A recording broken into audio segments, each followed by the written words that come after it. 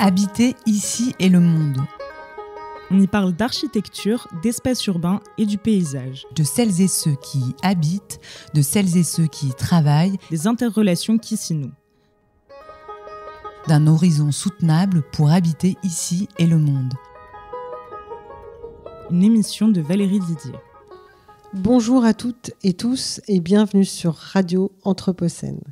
L'émission Habiter ici et le monde consacre 7 épisodes à l'exploration de la question de la transformation urbaine et architecturale à partir de projets et réalisations de l'agence Looking for Architecture au croisement des enjeux à relever aujourd'hui. Ces 7 numéros font partie intégrante d'un processus éditorial, un livre édité par les éditions 205 et Cité Anthropocène et qui sortira dans toutes les bonnes librairies fin février 2025. Construire reste le standard dans le monde de l'architecture, mais nous savons que le secteur de la construction et le fonctionnement des édifices sont à l'origine de près d'un cinquième des émissions de dioxyde de carbone dans l'atmosphère, consomment des matières premières ou transformées qui ne sont pas renouvelables et sont la source de multiples pollutions. En réponse, une des voies ne serait-elle pas celle de s'emparer du déjà là, réimaginer, projeter de nouveaux usages, trouver des solutions, faire la démonstration de l'agilité.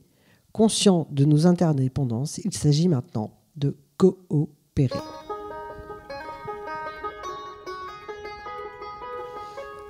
Cet épisode revitalisé s'intéresse au patrimoine en reconversion avec 2 projets du début des années 60 situés à Lyon, le chalet du parc de la Tête d'Or et l'ancienne école des Beaux-Arts sur les pentes de la Croix-Rousse, et un 3e à Annonay, la chapelle Sainte-Marie qui, elle, date du XVIIe siècle.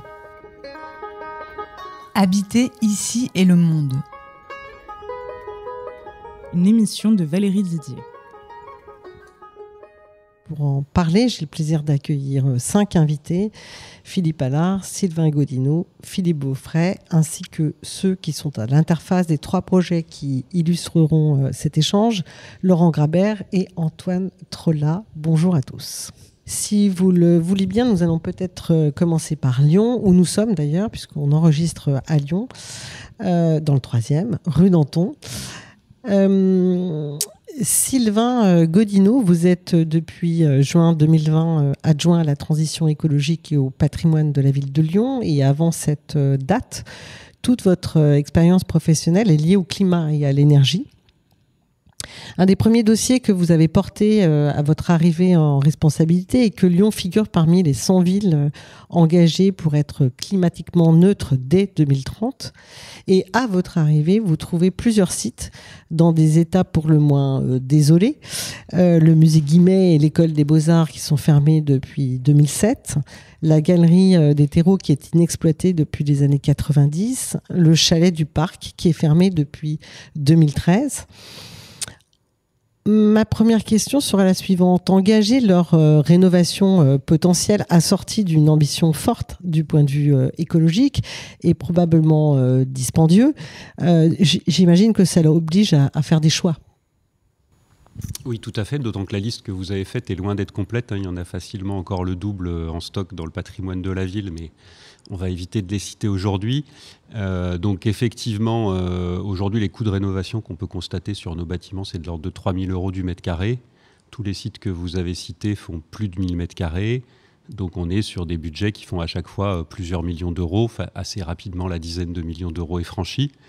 Donc le choix qu'on a fait sur ce qu'on appelle nous les grands sites tertiaires vacants propriété de la ville de Lyon, c'est pour un certain nombre d'entre eux de les garder en maîtrise d'ouvrage public. C'est le cas de l'ancienne école des Beaux-Arts qu'on appelle maintenant le site Néret pour ne pas la confondre avec celle qui est aux subsistances juste à côté. Et puis dans certains cas, c'est le choix de déléguer cette maîtrise d'ouvrage par des baux amphithéotiques, donc de confier le projet à des acteurs privés en fixant un cadre d'usage et en gardant la propriété à très long terme. Ce qui est le cas du chalet du parc. Ce qui est le cas du chalet du parc, tout à fait. Laurent Grabert, Antoine Trollat, s'agissant des 2 projets lyonnais sur lesquels vous œuvrez, donc l'ancienne école des Beaux-Arts, le site Néret, on vient d'en parler, et le chalet du parc. Le premier est un bâtiment inauguré en 1960, situé sur les pentes de la Croix-Rousse. L'architecte était Paul Bellemin. Le second est installé au bout du lac du parc de la Tête d'Or, réalisé par Charles Dambrun et Jean Dution, et qui est inauguré en 1967. Ces deux architectures sont en situation exceptionnelle. Un très grand parc urbain avec de très beaux arbres d'ailleurs. Je crois savoir que c'est peut-être le plus grand parc urbain d'Europe. Il me semble l'avoir lu il n'y a pas si longtemps. Et puis le second est sur des pentes, et donc on imagine les qualités qui peuvent être issues d'être sur une pente, les pentes de la Croix-Rousse. Ces deux bâtiments appartiennent à la même décennie, mais sont d'inspiration vraiment très différente. On n'a vraiment pas l'impression qu'ils sont de la même génération. Qu'en pensez-vous ? Antoine Trolla. Effectivement, du coup, sur le projet dans les pentes de la Croix-Rousse qu'on mène avec Philippe Allard en tant que mandataire du projet et architecte du patrimoine, a certaines caractéristiques qu'on pourrait peut-être noter comme art déco ou en tout cas art nouveau. Et l'autre, le chalet du parc, s'inscrit plutôt dans un dessin moderne, une certaine mouvance. Ce qui est intéressant, c'est que ces deux bâtiments, ils ont cette capacité à se transformer, à accepter le changement de destination, le changement d'usage. Et je trouve que c'est ce qui est assez riche dans ce type de bâtiment, c'est ces grands plateaux, ces hauteurs sous plafond, c'est l'ensemble de caractéristiques architecturales qui leur permettent de trouver, d'accueillir de nouveaux usages, d'accueillir de nouvelles fonctions et de s'adapter à une architecture, à des enjeux contemporains, et notamment à cet enjeu écologique. Parce qu'on en parlera après, mais typiquement le chalet du parc, il a cette capacité à accepter une ambition très forte en termes de rénovation, un peu grâce à ses caractéristiques de départ. Et ce qui peut poser question par rapport à des bâtiments plus récents qui, dans les faits, intellectuellement, on pourrait imaginer qu'un bâtiment plus récent a pourrait avoir été mieux construit. Finalement, ces bâtiments du patrimoine, ils ont une qualité constructive qui leur permet d'accepter la transformation. Peut-être un mot, Philippe Allard, vous êtes architecte du patrimoine au sein de l'agence Alep, justement sur cet écart de bâtiments d'une même décennie qui appartiennent pas du tout à la même école architecturale. Et quand on regarde en tant qu'architecte du patrimoine, donc avec ce ne sont pas les seuls, mais une vraie culture architecturale, et qu'on regarde ces bâtiments qui, dans les deux cas, ne sont pas inscrits au monument historique, il me semble, sûrement pour des raisons tout à fait argumentées, j'imagine. Est-ce que c'est des questions qui sont posées pour ces bâtiments ? Non, pas franchement. Enfin, en tout cas, pas pour Néret, parce que moi, je travaille sur Néret, je connais beaucoup moins bien le chalet du parc. Mais ce qu'il y a de certain, c'est que je rejoins ce que disait Antoine auparavant, qui est qu'effectivement, cette structure, cette symétrie très forte, cette orientation aussi sur la ville en plein soleil, enfin vraiment, on est quand même déjà dans la modernité, même si on est encore un peu par la symétrie ancrée dans quelque chose d'antérieur. Mais c'est vrai que cette structure très forte, c'est ça qui permet effectivement de le transformer assez facilement. Et c'est vrai que les bâtiments, on va dire, du 19e jusqu'à la modernité sont assez faciles à travailler à cause de ça. Enfin, leurs caractéristiques fortes, tout le monde les comprend, tout le monde les voit. Donc il n'y a pas trop de débat sur ce qu'on doit conserver, sur ce qu'on ne doit pas conserver. Il y a comme une sorte d'évidence, quoi, en fait. Contrairement aux bâtiments plus anciens, je sais pas, même sur des bâtiments du 16e, par exemple, où c'est beaucoup plus compliqué, quoi. Voilà. Alors, ils ont quand même malgré tout des traits communs. Ils ont tous les deux, vous l'avez dit, ils sont ouverts sur le paysage. Donc, Néret est sur la pente, à mi-pente à peu près, au-dessus du jardin des plantes. C'est une espèce de grande barre entourée de 2 pavillons, en fait, si on le relie très simplement, avec des très grandes ouvertures qui permettent de voir la ville plein sud, je crois, de mémoire. Et puis le chalet du parc, qui est aussi de plateaux superposés, qui est devant le lac, donc pareil, avec une profondeur de vue très importante et un très beau paysage aussi, cette fois-ci plus bucolique, si ce n'est qu'on voit la Balme assez loin. Mais on a des situations totalement exceptionnelles dans des secteurs qui, dans les 2 cas, sont protégés d'une certaine manière, puisque les pentes de la Croix-Rousse sont inscrites dans le périmètre UNESCO, avait fait l'objet d'une ZPPAUP, je crois en 94, donc il y a déjà quelque temps, et que le parc de la Tête d'Or est lui-même un secteur protégé. Enfin, je ne sais pas s'il faut le dire comme ça. Un monument historique. C'est un site, oui, c'est un site inscrit aussi. Enfin, c'est un site inscrit. Mais en tout cas, oui, c'est protégé fortement. Et alors que Néret, non. Néret n'est protégé que parce qu'il est dans un lieu protégé. Mais le bâtiment lui-même ne l'est pas. Mais du coup, ce qui est intéressant, les 2 bâtiments n'y sont pas, mais ils sont situés dans un contexte, ne sont pas protégés, mais sont situés dans un contexte protégé. Et ces 2 contextes, effectivement, qui sont en vue, comme vous le notiez sur cette question d'un côté, dans les pentes, il est visible depuis la colline de Fourvière, il est visible depuis partout, ce bâtiment. Il a des vues sur et des vues depuis, parce que les vues depuis sont sublimes également. Et le chalet du parc, au même titre, a des vues sur et des vues depuis, compte tenu du fait qu'on peut le voir depuis la porte des enfants en rentrant dans le parc, qui est l'axe majeur du chalet, du parc. Et en même temps, dans le bâtiment, on a des vues sur l'ensemble du parc et des vues sublimes avec un contexte comme ça apaisé. Et finalement, ça fait un peu dans les 2 bâtiments, c'est ce que disait Philippe sur la facilité de travailler sur des bâtiments comme ça, c'est que le contexte, la qualité structurelle et la qualité de la conception du bâtiment d'origine et son environnement parlent d'eux-mêmes. Et du coup, la seule question le seul sujet de l'architecte est de faire avec ce qui est déjà là, avec le déjà là. Et finalement, c'est un exercice d'une certaine modestie qui est particulière d'ailleurs. C'est une réflexion toute personnelle, mais chez l'architecte du patrimoine, il y a une forme de modestie, puisqu'il est au service du bâtiment, plus encore que l'architecte qui souvent va vouloir avoir un geste, exprimer un geste. Ici, il n'y a pas de geste à exprimer, il y a juste à accompagner le bâtiment dans une vision qui peut être politique et architecturale, et accompagner cette transition du bâtiment dans un nouveau programme. Et du coup, ce qui est intéressant dans le site de Néret, c'est justement cette question programmatique aussi, qui est forte par rapport... Parce que le bâtiment n'est pas abandonné, contrairement au chalet du parc. Il est vivant, puisqu'il accueille aujourd'hui les services archéologiques de la ville de Lyon.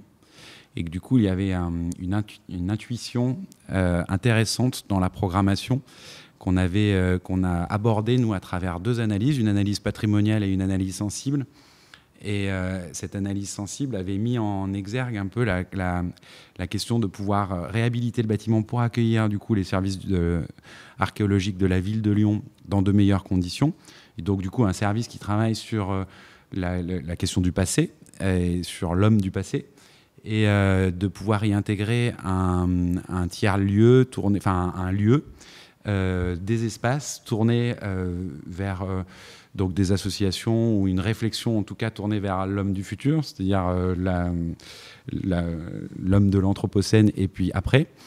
Et du coup, ce qui est intéressant, c'est que justement l'ensemble du bâtiment, finalement, nous, on essaye de porter en tout cas l'idée que ce n'est pas les services de la ville de Lyon à côté d'un tiers-lieu, mais que l'ensemble du bâtiment forme un tiers-lieu intégrant les services archéologiques de la ville de Lyon font partie de ce tiers-lieu, et que justement, comme on dit qu'un tiers-lieu est une communauté, que ces services-là font partie de la communauté, et que la réflexion de l'homme du passé enrichit les voisins, et inversement, quoi. Là, vous touchez justement le troisième point, j'allais dire, qui réunit ces deux bâtiments. On a parlé de leur inscription dans des sites exceptionnels. On a parlé de leur capacité à se réinventer. Parce qu'ils avaient une visibilité architecturale, une structure qui permettait une réadaptation. Et donc, il y a aussi cette transformation, c'est-à-dire de lieux hybrides, mais qui, en même temps, doit trouver une visibilité unique. Donc, je le rappelle, pour le Chalet du Parc, qui était donc un restaurant, simplement un restaurant bien connu des Lyonnais en particulier. Donc là, aujourd'hui, il y a un groupement qui s'appelle Youth qui porte ce projet avec la Fondation Good Planet, la Fabuleuse Cantine, la Maison Gutenberg. Et l'idée, c'est un projet hybride au cœur du parc, donc autour des questions d'écologie, d'alimentation, d'art et de culture.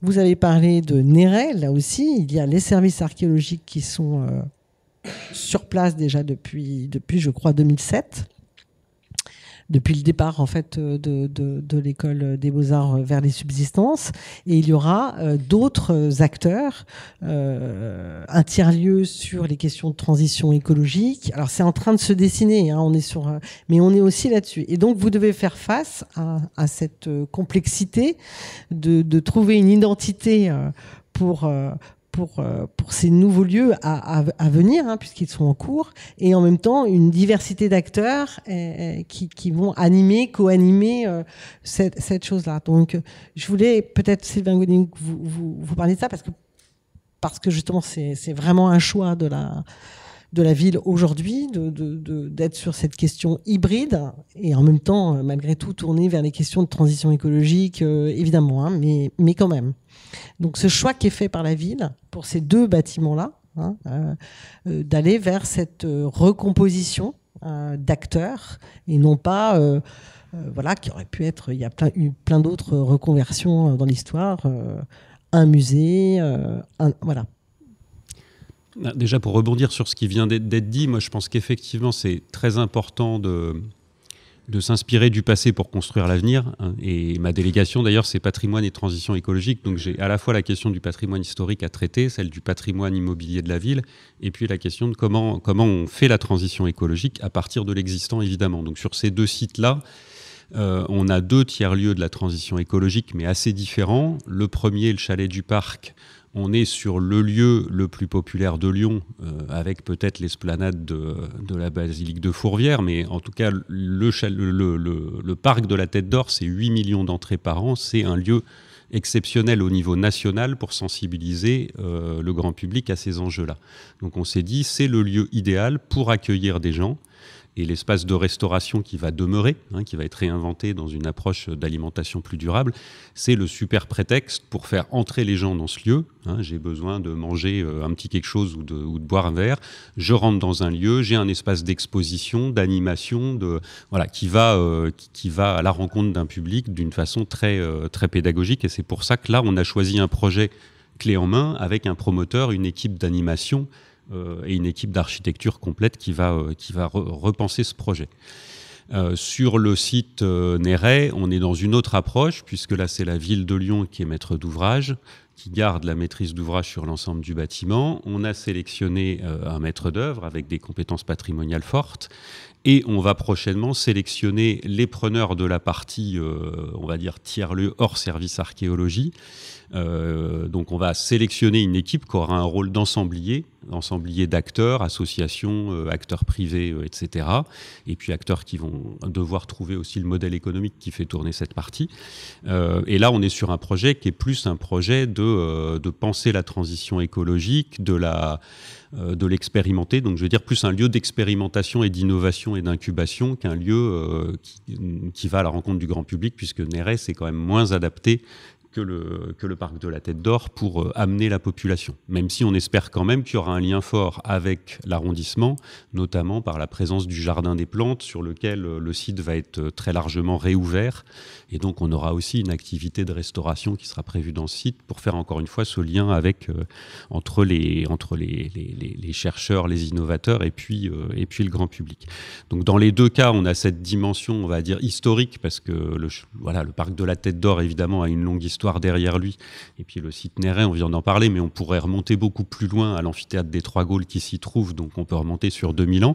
Et ces deux lieux, ils ont vocation à la fois à s'inspirer du passé et puis à se projeter vers le futur. Et je dirais que l'autre point commun, là, c'est qu'on est sur un patrimoine donc, qui a des vraies qualités architecturales. C'est quand même un patrimoine de l'après-guerre, donc en termes énergétiques, c'est à peu près le pire de ce qu'on sait faire. On a des systèmes énergétiques d'ailleurs qui ont été démolis, dans le chalet du Parc, la ville de Lyon a elle-même démoli ses installations de chauffage pour être certaine qu'on ne les remettrait pas en service. Donc ça dit bien l'état catastrophique. Ce sont deux bâtiments extrêmement vitrés, absolument pas isolés, avec des systèmes de chauffage très mauvais. Et donc, il y a un vrai challenge quand même pour en faire quelque chose de performant au niveau énergétique. Donc ça, c'est aussi travailler à reconstruire la ville sur la ville et montrer qu'on n'a pas besoin de démolir pour faire quelque chose de performant, mais qu'on peut partir de l'existant pour amener une nouvelle vie à ces bâtiments.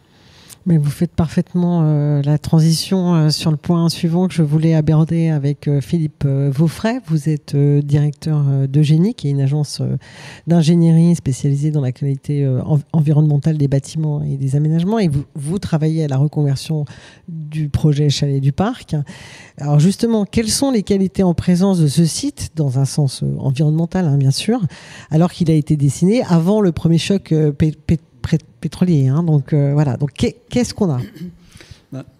Alors je dirais peut-être, afin de répondre précisément à votre question, on a déjà un contexte vraiment très général sur le projet, un contexte très favorable pour développer une bonne réponse environnementale. Ce contexte très favorable, c'était déjà le principe de l'appel à projet. Qui faisait que chaque groupement proposait déjà un usage du bâtiment avant même de donner une réponse formelle aux travaux qui seraient faits. Et donc là, on s'est trouvé vraiment dans cette idée avec LFA, avec Hughes, avec la Fondation Good Planet, tous les partenaires, cette idée de véritablement pousser les bouchons, pousser les curseurs environnementaux à fond, puisque on sentait bien l'attente de la ville de Lyon, d'une part, et puis il y a vraiment une sorte de synergie, d'osmose dans l'équipe pour vraiment proposer des solutions. Alors, maintenant, concrètement, il y avait quand même un certain nombre de points, d'orientation qui avaient été faites à l'époque de la construction du chalet du Parc, donc dans les années 60, 67, qui faisait que finalement la partie était quand même relativement facile, parce que si c'est vrai qu'effectivement ce bâtiment était extrêmement vitré, pas du tout isolé, très déperditif, et donc conçu à un moment où on se posait pas de questions vis-à-vis de l'énergie, c'était avant le premier choc pétrolier, les années 70, voilà.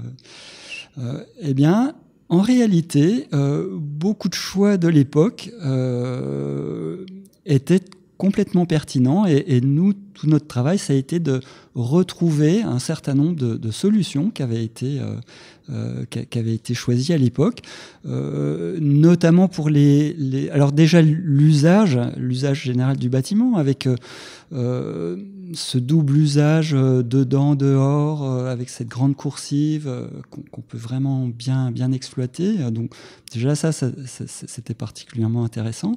Et puis aussi la manière de se protéger des surchauffes estivales. Ça, c'est un point, c'est assez remarquable que dans ces années-là ait déjà été réfléchi des solutions avec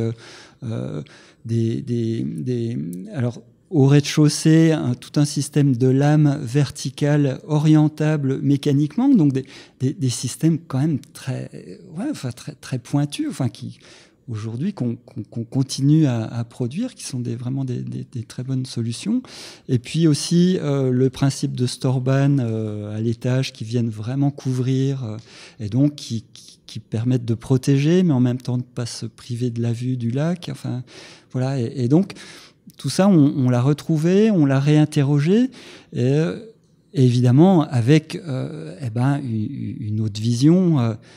Et là, en l'occurrence, on s'est fixé pour objectif d'avoir un bâtiment rénové passif, hein, c'est-à-dire le plus haut niveau de performance qu'on peut espérer d'un bâtiment existant, hein, avec l'obtention du label Enerfit, qui est le label de la maison passive, du Passive House allemand.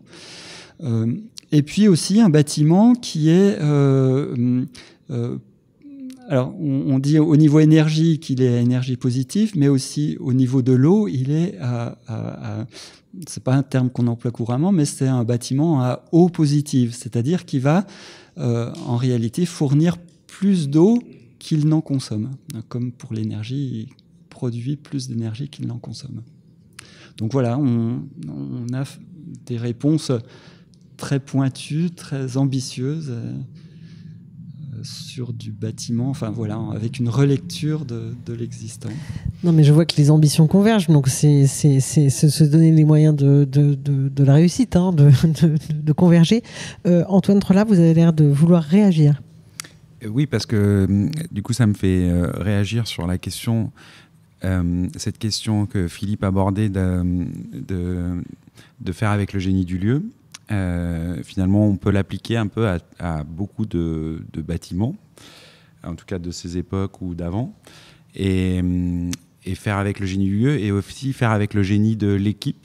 C'est-à-dire que c'est quelque chose qu'on a débattu récemment avec Philippe, justement, où avec alors Philippe Allard, hein, pour le coup, mais on en a débattu aussi avec Philippe Vaufray. C'est pour ça que je crois qu'on apprécie travailler ensemble, c'est où finalement l'architecte n'est peut-être qu'à une époque, l'architecte était le concepteur qui donnait le là, et que des bureaux d'études suivaient une directive, et qu'aujourd'hui, un projet comme le Chalet du Parc, par exemple, on l'a construit autour de la table. L'architecte était plutôt celui qui essayait de transcrire la vision qui était portée par le projet, et qui s'inspire ou qui tranche avec l'équipe les choix qu'on prend pour aller dans cette direction. Et donc, du coup, pour le Chalet du Parc, typiquement, finalement, s'il y avait un choix à trancher, le choix, c'était celui qui allait vers qui était le plus vertueux pour permettre d'atteindre cet objectif dont parlait Philippe sur la question du bâtiment passif. Et du coup, ça nous a permis aussi, cette équipe de maîtrise d'œuvre, cohérente et complice, elle a pu aussi proposer à son maître d'ouvrage, et je crois que c'est ce qui un peu s'est passé aussi à Néret, c'est-à-dire proposer à son maître d'ouvrage de modifier certains aspects de sa programmation pour s'inscrire dans ce génie du lieu. C'est-à-dire que, et c'est quelque chose que nous on a beaucoup rencontré avec Laurent dans la question de l'événementiel et qu'on applique dans la question architecturale, c'est que finalement c'est un jeu complice à plusieurs, dont le maître d'ouvrage fait partie. Où là, pour le Chalet du Parc, le maître d'ouvrage, à un moment donné, il y avait, dans l'appel à manifestation d'intérêt, il y avait indiqué la possibilité d'occuper le toit, par exemple.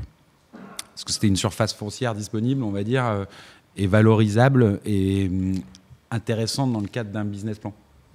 Mais du coup, en fait, les échanges qu'on a pu avoir avec les différents bureaux d'études, qui étaient, y compris le structure, le bureau d'études environnementales et les autres, on en est arrivé à la conclusion que c'était incohérent par rapport à la posture que l'on voulait porter d'investir le toit, et que le bâtiment en lui-même, il était déjà le génie du lieu, comme on parlait, les qualités intrinsèques du bâtiment, son ouverture vers le lac, le côté apaisé des espaces autour du bâtiment, ne nécessitait pas, voire même dicter le fait de ne pas pouvoir faire d'extension ou d'aménager le toit. Et donc, du coup, ça a été un échange avec la maîtrise d'ouvrage, d'assumer le fait de faire mieux avec moins, quoi.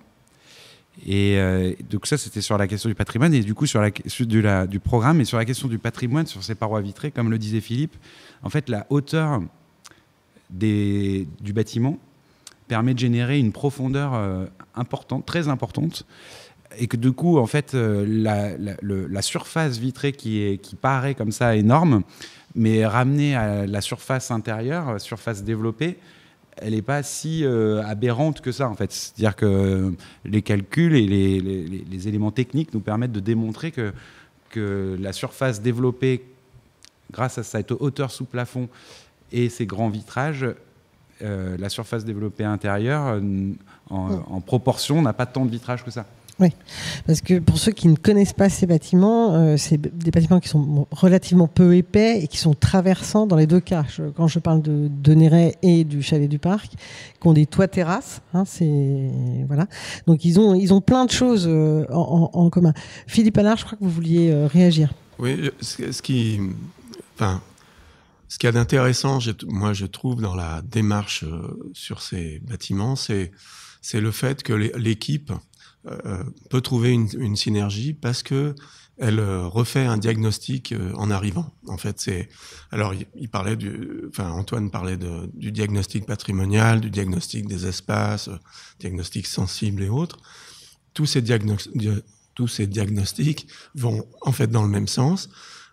Le sens, c'est de comprendre vraiment l'édifice à fond avant de savoir comment on peut le transformer, et de pouvoir proposer des modifications de programme qui nous paraissent pertinentes vis-à-vis de l'édifice. En fait, l'édifice, il commande un peu le programme d'une certaine manière, alors que le programme, il est fait avant. Et donc là, il y a une mise au point qui se fait par ces diagnostics. Et ça, c'est la démarche qu'on devrait même avoir devant un terrain nu. Je veux dire, c'est de diagnostiquer ce terrain pour savoir ce qu'on peut en tirer en concevant un bâtiment dessus. Oui, surtout qu'aujourd'hui, il y a des enjeux de biodiversité qui se posent de manière un peu systématique quand même. Oui, tout à fait. Et là, en fait, ça nous oppose directement à l'espace, mais aussi à la matière, à la technique, à l'état sanitaire de l'édifice, à ce qu'il revêt au niveau historique. L'histoire n'étant pas, pour Néret, par exemple, un point très fort, en réalité. C'est ce que vous disiez très juste sur l'environnement, qui est beaucoup plus important de ce côté-là. Mais néanmoins, la compréhension de la façon dont s'est fait le chantier au départ, par exemple, lors de sa construction, où il y a eu énormément de repentir, on appelle ça comme ça, c'est un terme un peu religieux, mais en architecture, ça s'emploie aussi. Surtout que c'est pas sur la colline qui prie, là, Néret, c'est sur la colline qui travaille, donc. Néanmoins. Et tous ces repentirs, en fait, ont montré que c'est un projet qui a été très, très difficile à réaliser. Et voilà. Et du coup, c'était très intéressant pour nous de reprendre tout ça et de se l'approprier d'une certaine façon et de pouvoir échanger avec notre maître d'ouvrage sur ce qu'il fallait réellement faire dedans et proposer des modifications donc de programme, et notamment sur les parties centrales, puisque c'est ces parties qui sont partagées entre la SAVL et puis les tiers-lieux. Oui, parce que là aussi, que tout le monde comprenne bien, donc on a deux ailes de part et d'autre du bâtiment, donc qui regardent, qui est en surplomb sur le jardin des plantes, l'amphithéâtre des Trois Gaules, parce qu'il y a beaucoup de choses, et donc il y a une aile pour le service archéologique de la ville de Lyon, une aile pour la friche transition écologique, et au centre, donc dans cette partie entièrement traversante, des espaces partagés pour l'ensemble des acteurs et utilisateurs du site. Ça nécessite une grande complicité, comme on le disait juste avant, ou une confiance entre l'architecte, le maître d'ouvrage, toute l'équipe. Parce que justement, par exemple, le corps central, comme sur Néret, comme le disait Philippe, au départ, il était sectionné. Le programme, parfois, en fait, c'est compliqué, je pense, de faire un programme sans contexte ou sans diagnostic. Et que du coup, finalement, le corps central, il est complètement adapté. Le bâtiment est parfaitement adapté au programme. mais le programme ne prévoyait pas d'associer ce génie du lieu à sa fonction. Et que du coup, finalement, l'architecte, ici, il a proposé des mutualisations de choses, parce que finalement, très rapidement, on a compris que une salle de 30 personnes, une salle de réunion de 30 personnes, c'est pas quotidiennement que vous faites une réunion de 30 personnes. Enfin, pour un service. Et que du coup, cet espace-là pouvait être mutualisé. L'auditorium, potentiellement, après avoir visité le service archéologique, on a très vite compris que le service archéologique, il voulait s'ouvrir. Parce que comme beaucoup d'institutions ou de structures, ils veulent s'ouvrir sur la ville, s'ouvrir aux enfants, aux gens. Donc du coup, pouvoir faire des conférences, présenter leur travail. Donc l'auditorium, c'est pas l'auditorium du voisin, c'est un auditorium qui peut être partagé. C'est un peu la démarche qui a été entreprise, je crois, sur l'îlot de la Confluence, qui va rassembler des équipements scolaires et qui partage, qui mutualise des équipements de type auditorium et autres, ou salles de réunion. Et du coup, ce bâtiment, il était capable d'accepter ces éléments de programme, et également capable d'accepter une division des plateaux différentes. Et ça nécessite aussi que l'architecte puisse faire de la concertation avec les preneurs ou les futurs occupants. Et c'est une certaine implication. On en avait parlé pour l'espace Mazagran, où il y avait eu une vraie implication avec les habitants pour essayer de trouver des solutions pour transformer la place Mazagran à l'époque. Je crois qu'il y a, comme on en avait parlé, toujours une obligation d'implication, et que voilà, ça impose un petit peu l'architecte à s'impliquer également avec les preneurs et les usagers. Je vous remercie. Sylvain Gaudinot, une réaction, je vois. Oui, moi je voulais signaler aussi une des questions qu'on s'est posées sur le site Néret en début de mandat, c'est est-ce qu'on fait de l'urbanisme transitoire dans ce lieu ou pas ? Parce qu'évidemment, dès qu'on est arrivé en place, un certain nombre d'acteurs sont venus nous voir en disant ça se prête merveilleusement bien à faire de l'urbanisme transitoire ou de l'occupation temporaire, allons-y. Et il y avait notamment une grosse attente d'un certain nombre d'élus qui disaient c'est l'occasion d'ouvrir un lieu d'urbanisme transitoire sur Lyon. Et puis plus on a avancé dans le diagnostic du bâtiment, d'abord avec nos services, avant d'aller chercher des prestataires externes, plus on s'est rendu compte que l'état du bâtiment était quand même pas bon du tout. Enfin, il pleut dans le dernier étage, pour le dire concrètement. Que faire de l'urbanisme transitoire nécessitait quand même un certain nombre de sujets de sécurité, d'accessibilité, les ascenseurs étant foutus. On avait des problèmes de sécurité à traiter tout de suite pour pouvoir l'ouvrir au public. Et puis, de toute façon, il fallait traiter un certain nombre de travaux il n'était pas question de maintenir le service archéologie dans une forme d'urbanisme transitoire, sachant qu'il était depuis 2007 dans cette promesse d'un aménagement, d'un lieu définitif, et que donc il commençait à trouver le temps long. Quand vous êtes depuis 15 ans dans une structure qui vous dit bientôt vous aurez un outil professionnel adapté, il y avait une méfiance, on va dire, du service archéo en début de projet, parce que trop longtemps on leur avait promis un lieu qu'ils n'avaient pas eu. Donc on avait un défi à traiter qui était de rendre espoir et de redonner confiance à nos équipes, au service archéologie, et de proposer cette ouverture donc, du tiers-lieu de la transition écologique dans les meilleurs délais, mais sans faire les choses à moitié. Donc au final, on a complètement sacrifié l'idée d'urbanisme transitoire en disant qu'on n'arrivait pas à ouvrir temporairement le lieu et à gérer les travaux par phase du service, pour le service archéologie, puis pour le tiers-lieu. Donc il y a tout un jeu de boîtes déménagements successifs, on va dire, au sein du lieu, puisqu'on fait les travaux en site occupé, donc de réhabiliter par elle progressivement ce site. Donc je voulais évoquer cette question de l'urbanisme transitoire, qui est aussi un gros sujet.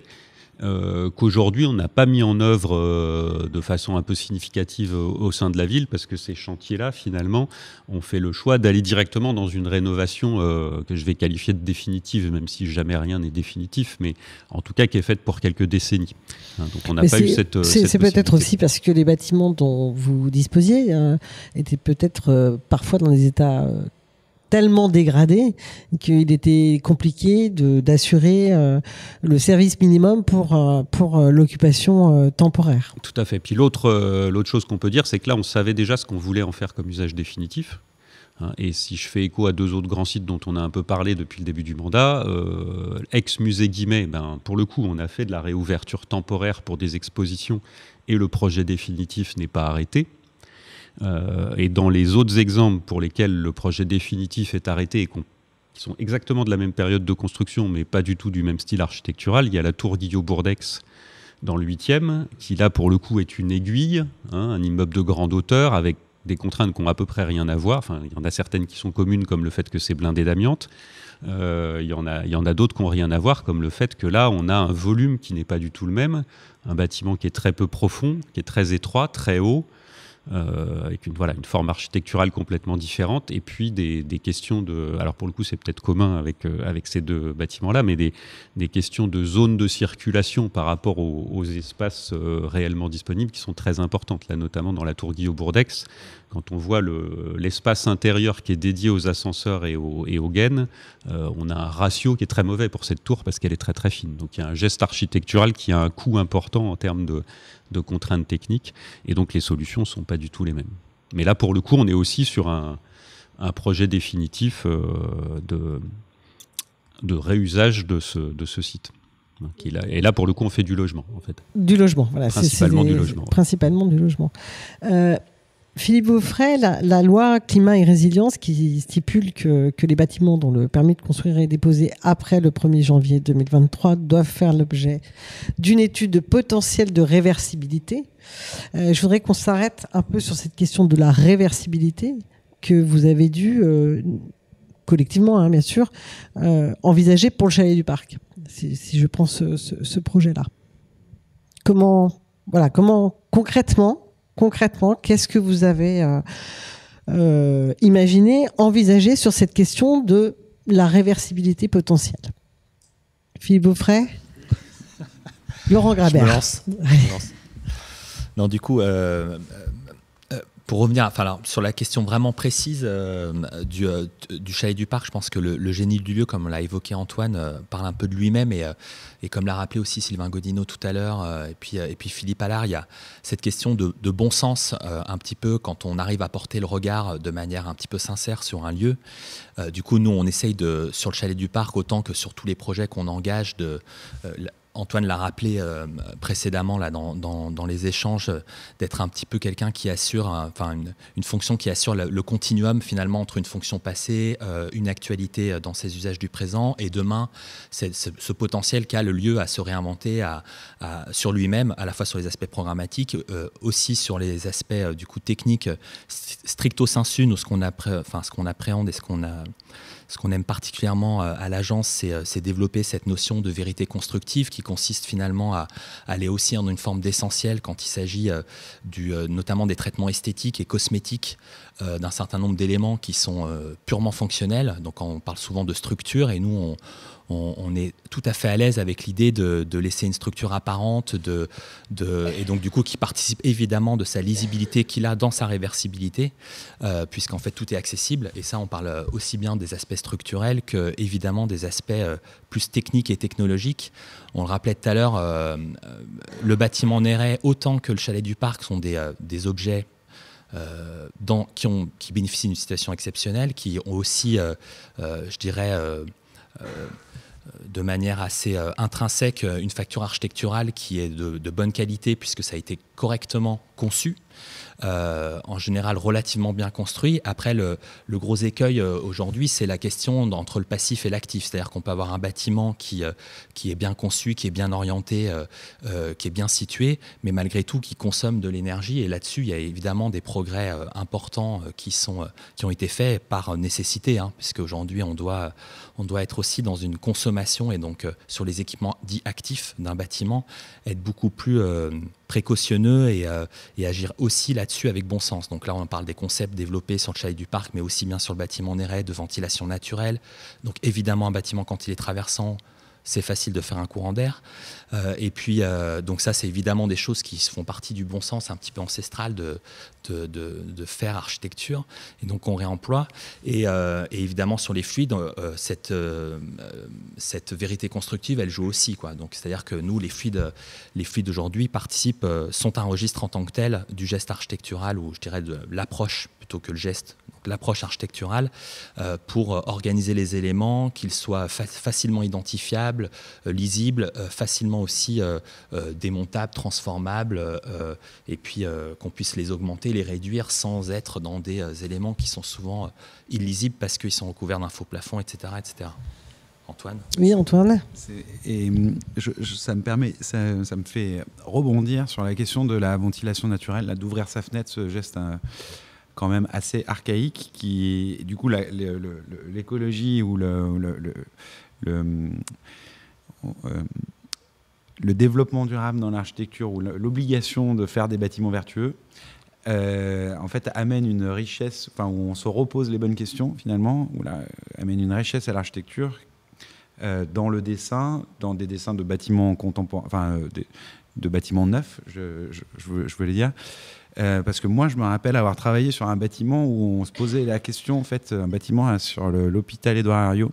Je faisais le bâtiment des accueils, et en fait, il fallait pas que les fenêtres s'ouvrent, parce que comme du coup, tout le système climatique à l'intérieur était autonome, il fallait pas que la personne elle puisse ouvrir sa fenêtre, parce que du coup, on allait dérégler le système qu'on mettait. Donc du coup, je trouve effectivement c'est intéressant sur cette question de la réversibilité. Finalement, c'est plus tu fais les choses simples et efficaces, plus ce sera potentiellement réversible, et que du coup, y compris dans les matériaux, plus tu utiliseras des matériaux, la pierre, le bois, des matériaux simples, et plus ce sera facile de le réinventer ou de le réadapter.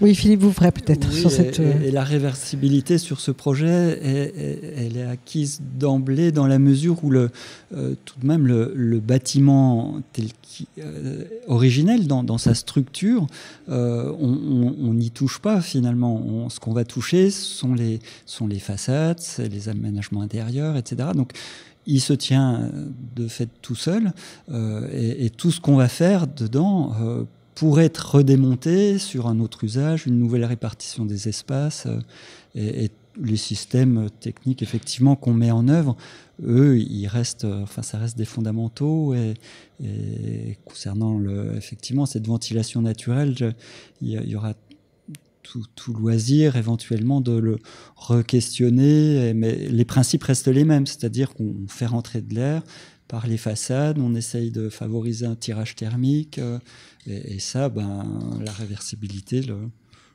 permettra aussi. On peut s'attacher à faire une transformation réversible ensuite en gardant les mêmes principes. Mais peut-être que ces questions de réversibilité doivent s'accompagner, en tout cas auprès des utilisateurs à venir, d'une certaine pédagogie, puisque vous parliez d'ouvrir les fenêtres, les fermer au bon moment, descendre les vannes, etc. Même si peut-être là, on est sur des usagers très avertis.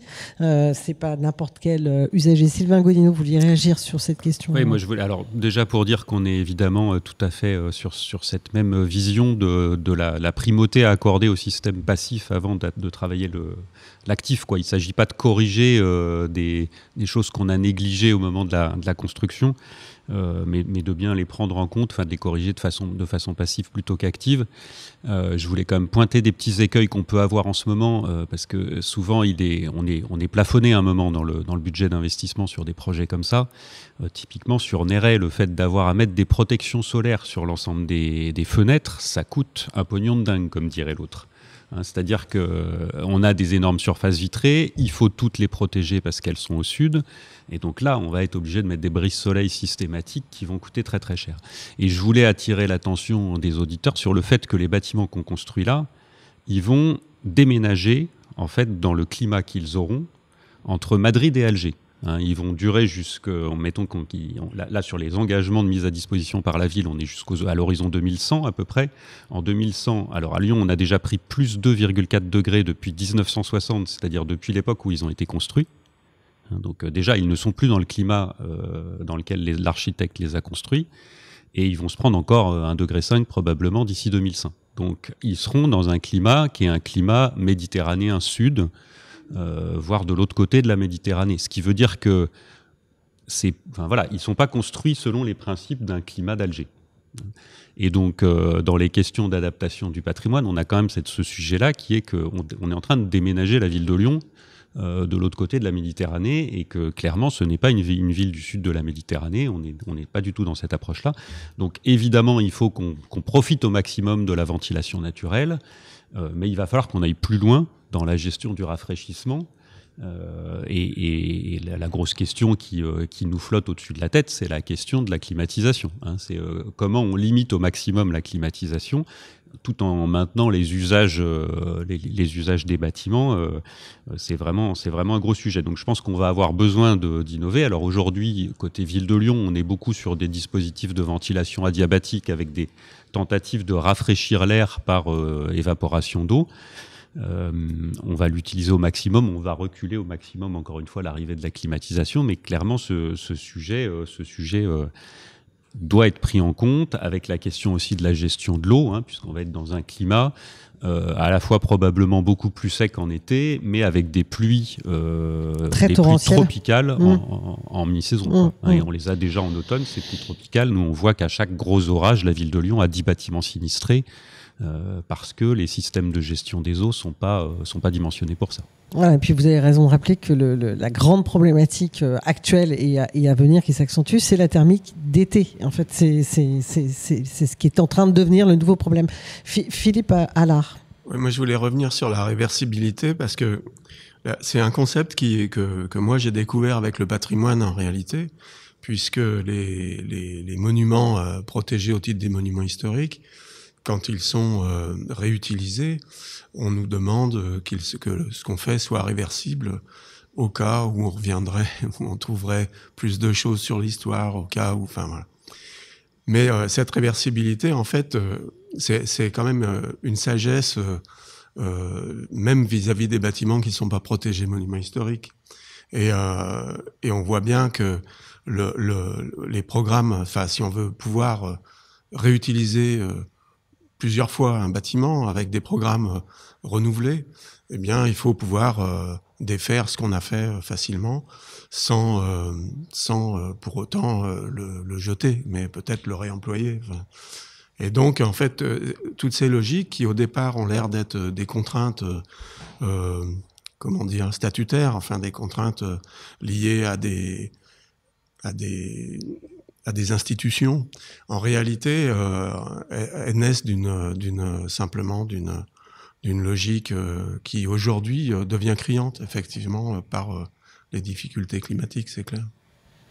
J'aimerais qu'on reste un moment avec vous, qu'on fasse un petit détour par l'Ardèche, qu'on aille à Philippe Allard, puisque vous travaillez donc sur le projet de reconversion, enfin sur la chapelle, mais qui a été livrée, la chapelle Sainte-Marie, qui est l'ancienne chapelle d'un couvent au cœur d'Annonay. Et là, on est dans un contexte complètement différent, puisque c'est une chapelle du XVIIe siècle. Donc, on n'est pas du tout dans le... Voilà, et on est passé donc du cultuel et au culturel.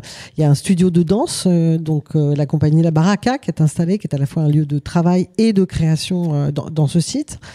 Et puis tout ça, je voulais juste rajouter, tout ça s'inscrit dans un contexte à Annonay de se saisir de la culture comme levier de revitalisation territoriale et sociale également. Donc je le dis parce que c'est assez remarquable de prendre ce type de position.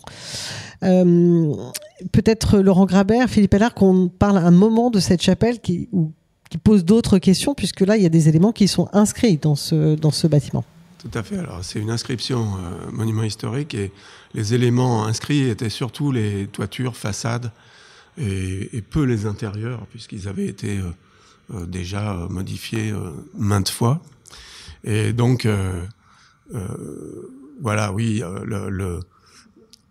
pour nous, le travail, enfin, je vais parler de l'architecte du patrimoine dans ce cas-là, c'était d'essayer de comprendre quelles difficultés posait le bâtiment au programme et quelles allaient être les implications du programme sur l'édifice. On imagine bien que la danse, c'est des gens qui sautent, qui dansent, qui font des vibrations. Bon. Et donc, juste le corps. Non, mais enfin, il y a une animation dans un bâtiment où tout était on peut imaginer avant beaucoup plus discret, soft. Enfin bon. Donc forcément, nous on est arrivé un petit peu après sur l'affaire, il faut le dire. C'est d'ailleurs vous qui nous aviez appelé, non, je crois. Oui, du coup, parce que c'est donc comme vous le rappeliez, Valérie, à l'initiative, il y avait du coup sur le modèle un petit peu, donc il y avait d'abord une vision politique qui effectivement était le basique, c'était de dire de revitaliser un territoire qui était quand même relativement sinistré, qui était notamment le centre-ville d'Annonay, et de le revitaliser avec au travers de piliers culturels comme ça a pu être le cas à Lens, à Metz, sur ces villes-là. Et donc il y avait la même posture, je dirais, à l'initiative. De procéder à la transformation comme un geste politique. Accompagné de ça, il y avait... Mais pas avec la même posture architecturale, parce qu'à Lens, on est sur un projet ultra emblématique du Louvre-Lens. Différence de moyens aussi, et puis peut-être d'échelle politique. Et d'échelle. Et donc du coup, à cette époque-là, il y avait du coup la rencontre de cette vision-là, qui est de dire ça peut être intéressant de revitaliser un territoire par l'objet culturel et un dispositif de politique culturelle innovant, en même temps de trouver une solution qui permettrait de prendre soin du patrimoine immobilier et donc culturel et historique d'Annonay, et aussi de trouver quelqu'un qui avait envie. Et donc à l'époque, c'était Aboulagra et la compagnie La Baraka. Aboulagra est originaire d'Annonay. Et ensuite, il a déménagé à Lyon pour revenir dans le cadre du développement de sa compagnie La Baraka à Annonay au travers de ce projet de studio chorégraphique. Et donc là, il y a eu une équation qui au départ était posée un petit peu par l'acteur et le preneur, qui était la compagnie La Baraka, avec en gros une potentialité de mise à disposition d'un local de la ville pour développer cette expression de la danse, et donc du coup aussi illustrer cette politique de revitalisation par le biais de la culture. Et assez naturellement, finalement, est venue l'équation assez vertueuse de dire on va pouvoir livrer un local à une compagnie de danse, on va pouvoir en même temps entretenir notre patrimoine avec cette équation évidemment de stabilisation de l'état sanitaire de la chapelle qui ne doit pas empêcher les activités de danse, et les activités de danse ne doivent pas détériorer les éléments patrimoniaux en place. Donc là, on a beaucoup parlé à l'époque d'hygrométrie, justement sur ces équipements actifs à l'intérieur de la chapelle, parce que on le rappelait tout à l'heure aussi, la chapelle c'est un tout autre contexte aussi, pas du tout aussi lisible et beaucoup plus abîmé, je dirais, par les interventions successives, notamment la chapelle, elle est totalement aujourd'hui cernée par des constructions qui sont venues s'ajouter sous forme vraiment comme un palimpseste un peu sur les éléments, et il a fallu simplement l'intervention a été justement de la déshabiller. Voilà, de la déshabiller avec attention, de préserver l'essentiel, de pouvoir, avec les moyens qu'on avait, restaurer les peintures, les voussures qu'on avait à l'entrée, qui sont les éléments les plus anciens datant du XVIe siècle, et tout en aussi mettant en valeur le plafond à caisson bois qui était extraordinaire, refaire la toiture pour éviter effectivement qu'il pleuve dans la chapelle, etc., etc. Et à la fin, on a un résultat qui est intéressant, puisque là, ce qu'on ne voit pas encore sur Néret, le Château du Parc, c'est que la chapelle, elle a 5 ans d'existence aujourd'hui en exploitation. Et là où le pari semble tout à fait rempli, c'est qu'on a évidemment un lieu qui est dédié à la danse, qui est unique au monde. Une chapelle avec un patrimoine d'artisanat, d'art sacré unique au monde. On a aussi une ouverture, je dirais, sociale qui est hyper intéressante par le biais de la culture, c'est-à-dire qu'on n'est pas simplement dans le symbole de la revitalisation par un lieu exceptionnel, mais aussi par les actions qui sont employées par la compagnie La Baraka, qui travaille beaucoup avec toute la population d'Annonay, donc aussi bien les jeunes publics que les personnes âgées, que les publics en difficulté, que les oui, ça faisait partie de ce que l'AGLO, je crois, voilà, avait vraiment du projet culturel et du projet global. politique, oui. Et aussi du projet d'exploitation de la compagnie. Là-dessus, c'est finalement une équation qui je trouve son juste milieu, tout en évitant aussi puisqu'en fait c'était la ville d'Annonay n'a pas une thune, hein, donc du coup c'était vraiment c'est un objet qui est extrêmement modeste aussi dans l'énergie financière qu'il a dû déployer. Mais qui fonctionne. Avec et qui fonctionne très bien. Et donc du coup, on en revient aussi à cette idée de frugalité, et la frugalité passe aussi par le bon sens et aussi beaucoup la connaissance. On aime bien citer, nous, Snodzy, quand il parle du projet comme non pas seulement un outil de transformation, mais surtout un instrument de connaissance. Et ça rejoint ce que disait Philippe tout à l'heure sur cette question de diagnostic, de connaître le site, de pouvoir analyser finement l'environnement et en prendre conscience de la manière la plus juste qui soit. Avec un équipement dans la chapelle qui est totalement réversible. Parce qu'on est venu juste poser un tapis de danse complexe, mais un tapis de danse qui intègre les systèmes, mais qui est réversible. Et avec toute une question aussi qui était intéressante, finalement, parce que certaines personnes ne souhaitaient pas que des danseurs viennent dans une église, et les danseurs eux-mêmes craignaient ce rapport, enfin, parce que du coup c'est un studio qui accueille plein d'activités, mais aussi une résidence artistique qui accueille des compagnies internationales, et que du coup, finalement, au même titre que pour les biennales d'art contemporain à Fagor ou dans des lieux comme ça, le musée ou l'institution ou la résidence, elle a l'habitude d'être dans un contexte normé. La boîte blanche pour le musée ou la salle de spectacle, comme on le disait, ils ont peur d'avoir froid au moment où ils rentrent dedans. Ils se disent qu'ils vont avoir froid avant même de savoir s'il fait froid ou pas. Et donc, du coup, il y avait ce rapport avec l'objet qui n'était pas standard. Et tout le monde avait des craintes. Et finalement, le bâtiment... Et on se rend compte aujourd'hui que sur Néré, tout le monde a des craintes. Sur le chalet du parc, on en est qu'au PC, mais on sent bien que tout le monde a des craintes. Des craintes d'atteindre les objectifs qu'on s'est fixés, des craintes de vivre le bâtiment correctement. Et que du coup, la transformation de ces bâtiments, elle nécessite de pouvoir... l'architecte, il doit accompagner ses craintes et rassurer aussi. En fait, plusieurs casquettes. Rassurer dans un monde flou, hein, c'est une espèce d'enjeu. Voilà. J'ai une dernière question pour vous tous, puisqu'on a parlé de cette question au travers de trois exemples d'à la fois d'atteindre des objectifs environnementaux élevés, et en même temps cette question de la préservation de ce qui doit être préservé finalement dans un bâtiment existant, qu'il soit labellisé patrimoine ou pas, mais en gros de relire ce bâtiment et voir ce qu'on garde au regard des futurs usages. Comment on arbitre chacun là où vous êtes? Parce que je pense qu'il y a sans arrêt de l'arbitrage entre à quel endroit c'est le patrimoine, à quel endroit c'est la question environnementale. Est-ce que, voilà, c'est pas aussi global et lisible, et vous êtes sans arrêt, je pense, à faire ces allers-retours. Lequel d'entre vous se lance? Philippe Allard. Moi, je veux bien, parce que le patrimoine, on est souvent stigmatisé, pessimiste. Enfin bon. Les durs, quoi, qui... Ouais. Donc, non, en réalité, ça se passe pas du tout comme ça. Il suffit de se parler. Nous, on est des architectes avant d'être des architectes du patrimoine. Et donc, on se pose les mêmes questions, en réalité, même si on développe des outils un peu différents en fonction des sujets. Mais je dois dire que là, sur les sujets dont on parle avec les équipes, on n'a jamais eu de souci de communication. Mais je parlais pas de communication. Ça, j'ai bien compris que vous communiquez. Je parlais vraiment de cette question de la décision. C'est que à chaque endroit, à chaque étape, se pose cette tension entre ces deux objets tout à fait respectables. Hein. La question n'est pas là. Peut-être. Oui, Philippe Beaufray. Puis je crois que l'environnement s'oppose pas nécessairement au patrimoine.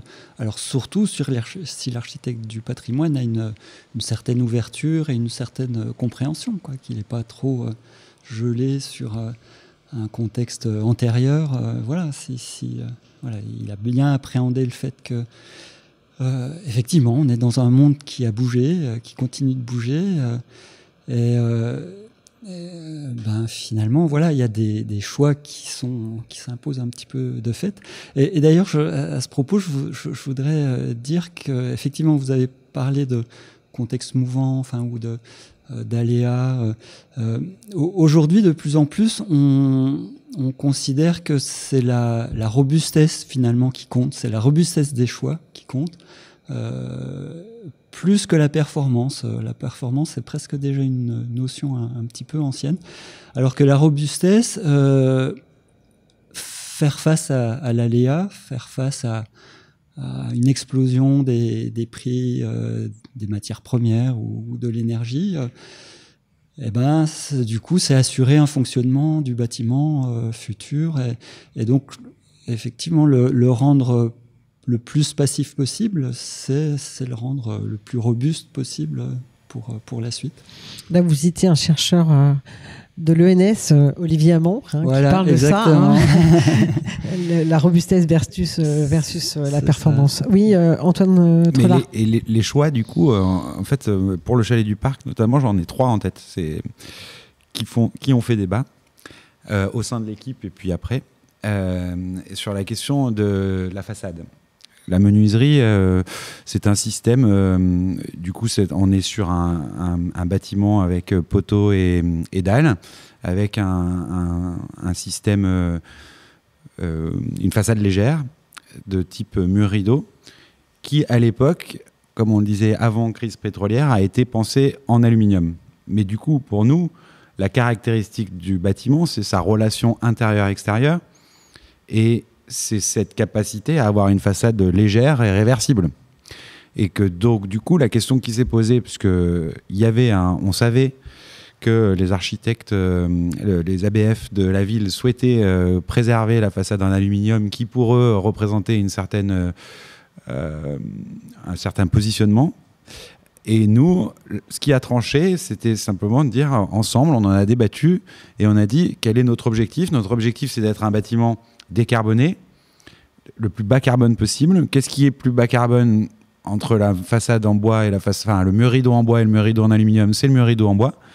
Donc notre objectif premier, c'est celui-là. On ne détériore pas le bâtiment dans ses fonctions de rapport intérieur-extérieur et dans sa relation au paysage et dans son système constructif. Donc ça a été partagé entre architectes du patrimoine, bureau d'études environnementales et architectes, enfin entre tout le monde. Et sur la ventilation naturelle également, il y avait de cette question de dire est-ce que le bâtiment il accepte ou pas des cheminées. À l'inverse, c'est le patrimoine qui dit là non, en fait la cheminée ce sera pas possible puisque c'est dans l'axe, comme on le disait, de la porte des enfants. Et en même temps, le bureau d'études environnementales qui dit de toute façon le bâtiment il est orienté est-ouest. Ce qu'il faut se préserver, c'est il faut éviter que la chaleur rentre, donc il faut qu'on se referme complètement. Donc en fait, quand il fera, comme on le disait, trop chaud, ce qui est déjà le cas quand même. Comment ? Il fait déjà trop chaud et plus longtemps. Mais le problème, c'est que quand tu discutes quand tu fais des réunions avec des bureaux d'études environnementales, ça peut être un peu effrayant parfois, parce que nous, en fait, on s'est pas basé sur Alger, mais je me rappelle qu'on avait évoqué le Yémen, parce qu'en fait c'était de savoir à quelle période on se situait, si on se situait plutôt d'ici 50 ans ou d'ici 100 ans, donc du coup plutôt vers Alger ou plutôt vers le Yémen.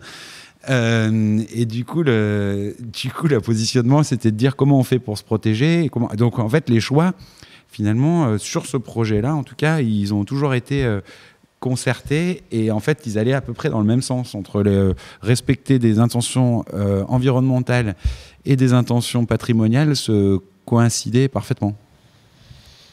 Sylvain Gaudinot, peut-être sur cet arbitrage qui est votre quotidien en fait. Déjà, je vais souligner qu'effectivement aujourd'hui il y a une tension. Il y a une tension entre respect du patrimoine et transition écologique, elle est indéniable. Alors les acteurs du patrimoine ont l'impression de se faire beaucoup taper dessus. C'est pas faux, ils se font beaucoup taper dessus par les acteurs de la transition écologique. En même temps, les acteurs de la transition écologique, et là je retourne ma casquette puisqu'elle va des deux côtés, ils ont l'impression de très souvent perdre le match quand même à la fin. Ils ont très, très souvent l'impression qu'on tolère la transition écologique du moment qu'elle vient en plus et après le respect du patrimoine. Donc évidemment tout ça à la fin pour le maître d'ouvrage ça se traduit par un surinvestissement. Alors il peut être justifié en termes à la fois patrimoniaux et de transition écologique, mais globalement à la fin ça se traduit aussi par un surinvestissement.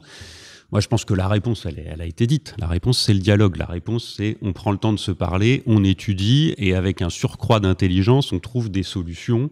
À partir du moment où on rentre dans une posture où on ne dit pas systématiquement « à la fin, c'est moi qui gagne », voilà, l'exemple du chalet du parc que vous donnez, il est intéressant parce qu'on voit que sur certaines choses, c'est le patrimoine qui a prévalu, sur d'autres, c'est plutôt le volet de transition écologique, et à la fin, on sort avec des projets où on a l'impression que les deux enjeux sont respectés, les deux enjeux sont remplis et sont respectés.